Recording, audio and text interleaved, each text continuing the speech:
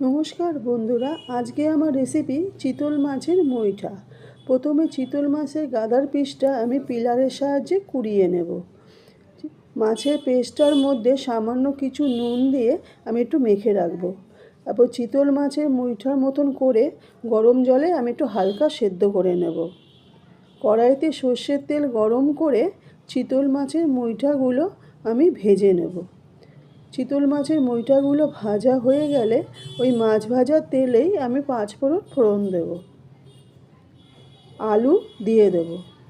এদিকে পেঁয়াজ, রসুন, আদা, টমেটো, এলাচ, লবঙ্গ, দারচিনি আমি একটু পেস্ট করে নেব। আলুটা ভাজা হয়ে গেলে পেঁয়াজ, রসুনের, আদার পেস্টটা দিয়ে দেব। লবণ, হলুদ, জিরের গুঁড়ো, লঙ্কার গুঁড়ো সব মশলা দিয়ে আমি একটু কষিয়ে নেব। মশলাগুলো যখন আমার কষানো হয়ে যাবে তখন আমি পরিমাণ মতো জল দিয়ে দেব। জলটা যখন আমার সেদ্ধ ফুটে আসবে তখন চিতল মাছের মুইঠাগুলো আমি দিয়ে দেব। 2 মিনিটের মতন মুইঠাটা যখন আমার ফুটে যাবে তখন আমি নামিয়ে নেব। আমার চিতল মাছের মুইঠা রেডি।